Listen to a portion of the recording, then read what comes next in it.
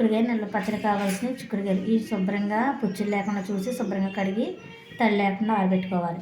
ఉడకబెట్టి గుజ్జుగా తీసి చింతపండు పేస్ట్, వేయించిన మెంతి పొడి,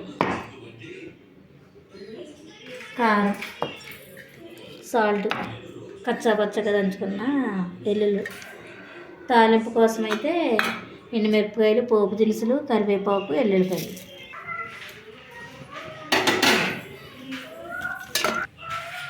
ఆయిల్ హీట్ అయిన తర్వాత మన చిక్కుడుకాయలు అయితే ఫ్రై చేసుకో.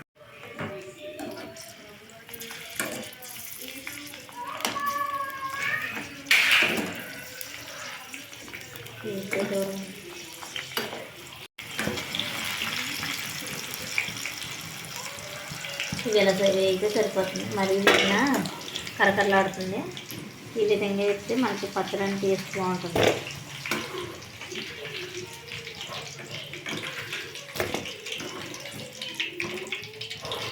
ఇప్పుడు చిన్నగా ఉంది అని కొంచెం వేసుకున్నాను. తీసుకోకుండా పర్వాలేదు. నేనైతే తీసేసుకుని పుచ్చులు అవి చూసుకుని వాడుతున్నాను.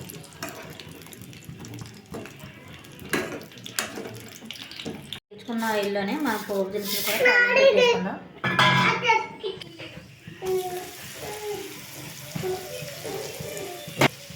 కచ్చాపచ్చగా దంచుకున్న ఎల్లుల్లిపాయలు వేయించుకోవాలి. 2 ఎండుమిరపకాయలు, కరివేపాకు,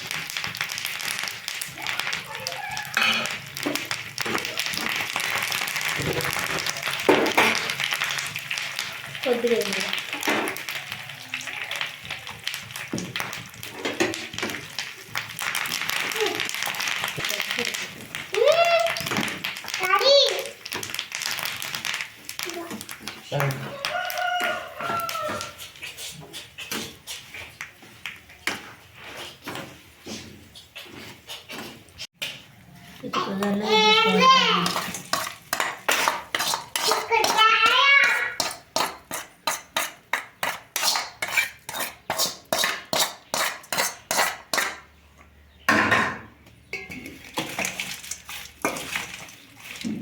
ఈ తాలింపు కొద్దిసేపు మగ్గిన తర్వాత కొద్దిసేపు చల్లారిన తర్వాత మనం మిగిలినవన్నీ కలుపుకోవాలి.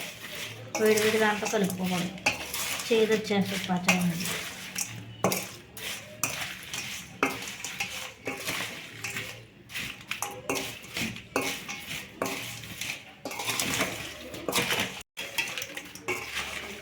ఇది వచ్చేసి 200 గ్రాములు. నేను 200 గ్రాములకి 3 స్పూన్లు కారం అయితే వేస్తున్నాను.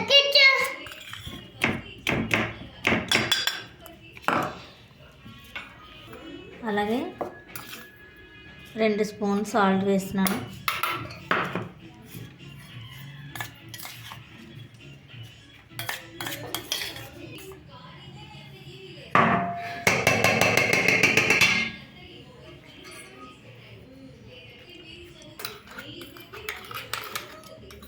మెంతి పొడి 1 స్పూన్ వేసి సగం వేసాను. ముందుగా కొంచెం పెడగెట్టుకున్నాం కదా, అలాగే మనకి ఈ విధంగా ఇష్టపడే వాళ్ళు ఈ విధంగా కూడా వేసుకోవచ్చు.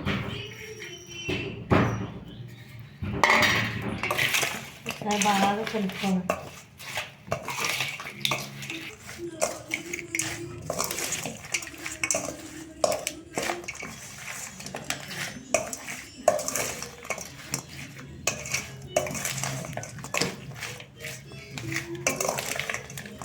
పచ్చడి అయితే రెడీ అయిపోయింది. ఎంతో రుచికరంగా ఉండే అలా పచ్చడి అయితే రెడీ అయిపోయిందండి.